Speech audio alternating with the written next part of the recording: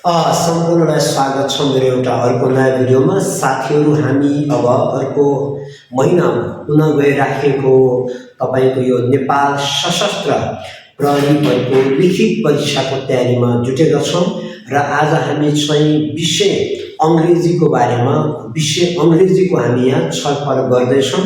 लिखित परीक्षा विषयगत अङ्ग्रेजी है, कस्ता खालका प्रश्नहरू आउँछन् र कसरी सल्भ गर्ने भन्नेमा आज चाहिँ हाम्रो आजको क्लास चाहिँ त्यसमा आधारित हुनेछ। ल साथीहरू, अङ्ग्रेजी हामीलाई जम्मा 20 नम्बरको अनि नेपालीमा पनि फेरि बिचमा 6 नम्बरको हुन्छ, त्यसरी 26 नम्बरको आउँछ। ल साथीहरू सल्भ गरौँ है। जस्तै पहिलो प्रश्नमा छ, choose two nouns from the following sentence भन्छ। तलका वाक्यबाट दुईवटा चाहिँ नाउन छनौट गर्नुहोस् भन्छ। नाउन भनेको कुनै पनि मान्छेको नाम हुन सक्छ, कुनै वस्तुको नाम हुन सक्छ, कुनै नदीको नाम हुन सक्छ, कुनै ठाउँ भयो ठाउँको नाम, सबै नामभित्र पर्छ साथीहरू। सो दुईवटा नाउन हामीले पिक गर्ने हो तलका वाक्यबाट। Karnali is the longest river in Nepal भन्छ। कर्णाली नेपालमा सबैभन्दा लामो नदी हो भन्छ। सो पहिलो नाम त साथीहरू कर्णाली नै भइहाल्यो। कर्णाली भनेको नदीको नाम भयो, एउटा नाम यो भयो। अनि त्यस्तै गरी अर्को नाम नेपाल। नेपाल भने देशको नाम भयो, यो पनि एउटा नाम भइहाल्यो। सो यहाँ कति भनेको छ? 2 नाउन्स भनेको छ, दुईवटा नाम भइहाल्यो, एउटा नदीको नाम, एउटा देशको नाम। रिभर पनि आफैमा नाउन हो साथीहरू, नदी, तर हामीलाई यहाँ दुईवटा भएपछि पुग्छ। बी नम्बरमा छ, fill in the blanks with the correct word from the brackets. खाली ठाउँहरू भर्नुहोस् कोष्टकमा दिएका सही विकल्प छनौट गरेर। जस्तै सीता इज हेल्पफुल, सीता सहयोगी छिन्, एभ्रिवान लाइक्स डलर भन्छ। अब यहाँ सीता चाहिँ एउटा केटीको नाम हो, यो नाउन भयो। अनि Sita is helpful, everyone likes भन्छ, सबैले उनलाई मन पराउँछ। सो हिम छ यहाँ अप्सनमा, हर छ, देम छ, यिनी सबै साथीहरू अब्जेक्टमा आउनु है। जस्तै सीतालाई हामी के भन्न सक्छौँ साथीहरू? सर्वनाममा सी पनि भन्न सक्छौँ। अनि सीको अब्जेक्ट के हुन्छ त? हर हुन्छ। अनि त्यस्तै हि भयो भने हिको अब्जेक्ट के हुन्छ साथीहरू? हिम हुन्छ। अनि दे भयो भने देको अब्जेक्ट के हुन्छ साथीहरू?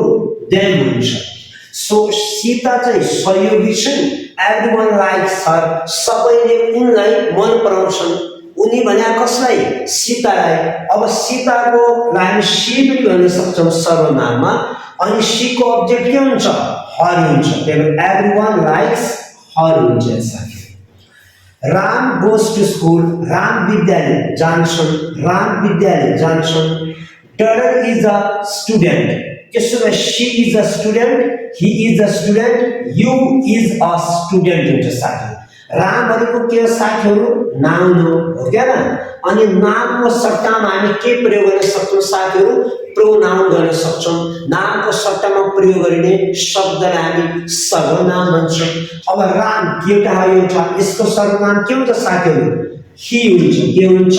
ही। अब रामको ठाउँमा रिता भएको भए सी हुने थियो। सो राइट आन्सर के भयो साथीहरू? यहाँ ही भयो है। Ram goes to school, he is a student, उनी एउटा विद्यार्थी हुन्। He has done PhD in English भन्छ। He has done PhD in English। PhD भनेको डक्टर इन फिलोसफी, एउटा चाहिँ यो लेभल हो। हामीले अध्ययन गर्ने क्रममा अन्त्यमा गएर हामी PhD गर्छौँ। र यहाँ अप्सनमा छ एन द, आर्टिकल छ साथीहरू। के छ यहाँ साथीहरू? आर्टिकल्स दिएको छ है। अब तपाईको आर्टिकल्स के हुन्छ साथीहरू? यो सर्ट फर्म हो। यो के हो साथीहरू? सर्ट फर्म हो के। सर्ट फर्मसँग हामीले एन को प्रयोग गर्छौँ। के गर्छौँ साथीहरू? ए र एन को प्रयोग गर्छौँ। के को आधारमा? उच्चारणको आधारमा। जस्तै PhD लाई हामी नेपालीमा उच्चारण गर्दाखेरि यो पी लाई हामी यसरी पी लेख्छौँ, अनि एच लेख्छौँ, अनि डी लेख्छौँ। अब साथीहरु जुन प छ नि प भनेको साउन्ड एउटा प भनेको लेटर, यो प भनेको तपाईको कन्सोनेन्ट हो। के हो साथीहरु? कन्सोनेन्ट साउन्ड हो के। क देखि ज्ञ को बीचमा आउने यिनी क देखि ज्ञ को बीचमा पर्ने सबै शब्दहरु के हुन् साथीहरु? कन्सोनेन्ट हुन् र कन्सोनेन्टको अगाडि के हुन्छ? यानको प्रयोग हुन्छ। त्यसैले अ देखि अङ अह को बीचमा आउने सबै शब्दहरु शब्दहरु हैन अक्षरहरु के हुन् साथीहरु? भावेल साउन्ड हुन्। के हुन्? भावेल साउन्ड हुन्। भावेलको अगाडि चाहिँ यानको प्रयोग हुन्छ। सो यो के भयो? कन्सोनेन्ट भयो।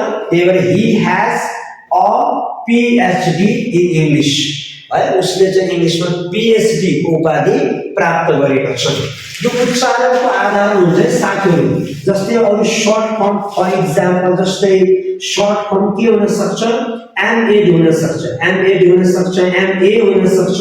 अब याम ए हामीले याम ए से लेख्छौं, याम ए अनि सुरुको ए भनेको भावेल साउन्ड हो है। क देखि अङ अह को बीचको साउन्ड सबै के हुन्छ? भावेल हुन्छ। त्यसकारण यहाँ याम ए हुन्छ। तर बीए आयो भने ब्याचलर इन आर्ट्स, यसमा चाहिँ फेरि बी हुन्छ। ब भने कन्सोनेन्ट साउन्ड हो, त्यसको अगाडि फेरि अ हुन्छ है साथीहरु। सो यो सबै कुरा केमा भर पर्छ? प्रोनाउन्सिएसनमा भर पर्छ। रीता इज डर ओरेन्ज। अब ओ भनेको त के हो साथीहरु? भावेल साउन्ड हो। जस्तै हामीले पढेका छौं, हामीले पढेका हौं ए ई आई ओ यु सँग के प्रयोग हुन्छ? यान हुन्छ। र ओरेन्जलाई हामी यसरी नेपालीमा ओरेन्ज लेख्छौं, ओ आउँछ, भावेल साउन्ड हुन्छ, त्यही भएर यहाँ ओरेन्ज लेख्छौं। यसरी गर्न सक्छौं साथीहरु। अब 3 नम्बरमा छ ट्रान्सलेट इन्टु इंग्लिश भन्छ। ट्रान्सलेट भनेको रूपान्तरण गर्ने, अनुवाद गर्ने नेपालीमा। सरी, यहाँ अंग्रेजीमा लेखेका वाक्यहरु छन्, तिनीहरुले चाहिँ नेपालीमा उल्था गर्ने। Gopal writes a letter. Writes भनेको चाहिँ साथीहरु, राइट्स भन्दा बित्तिकै सिम्पल प्रेजेन्ट टेन्स है, अन्त्यमा छ छ छिन छन् क्रियापदहरु आउँछ नेपालीमा। So Gopal writes a letter. गोपालले के गर्छन्? गोपालले यो सब्जेक्ट भयो, राइट्स भने लेख्नु भयो। के लेख्छन्? गोपालले चिठी लेख्छन्। गोपालले चिठी लेख्छन्। के हो साथीहरु? गोपालले चिठी लेख्छन् है। गोपालले चिठी लेख्छन् अथवा गोपालले चिठी लेख्छ पनि हुन्छ। Nepal is a beautiful country. Is भन्दा बित्तिकै हो आउँछ है। So Nepal is a beautiful country. Nepal भयो, Nepal is a beautiful. Nepal is a भने एउटा, नेपाल एउटा सुन्दर के हो साथीहरु? कन्ट्री भने देश, अनि इज को अर्थ यहाँ हो आउँछ। नेपाल एउटा सुन्दर देश हो। Water boils at 100 degree Celsius. यो ध्रुव सत्याग्रह, पानी जहिले 100 डिग्रीमा उम्लिन्छ। सो हामी के लेख्छौं? पानी 100 है, यसरी 100 लेख्न सकिन्छ। पानी 100 डिग्रीमा उम्लिन्छ। पानी 100 डिग्रीमा उम्लिन्छ। उम्लिन्छ भनेर हामी लेख्न सक्छौं है। यसरी पानी 100 डिग्रीमा उम्लिन्छ भनेर है। कसैले पानी 100 यसरी पनि लेख्न सक्यो, पानी 100 डिग्रीमा यसरी पनि लेख्न सक्यो, डिग्रीमा उम्लिन्छ। Write the capital letter of Q and G. यो कुन साथी? क्यापिटल भने ठुलो अक्षर लेख्ने। अब क्यू भने त सानो है। अब क्यू को ठुलो अक्षर के हुन्छ? यसरी क्यू लेख्ने, क्यू यसको ठुलो क्यापिटल लेटर यस्तो भयो। अनि त्यस्तै गरी जी भयो, जी को क्यापिटल लेटर यसरी लेख्न सक्छौं। Write the small letters of T and Y. यो टी हो, यो वाई हो। अब टी को स्मल लेटर्स यस्तो हुन्छ साथीहरु, वाई को चाहिँ यस्तो हुन्छ, अथवा तलबाट यसरी पनि घुमाउन सकिन्छ।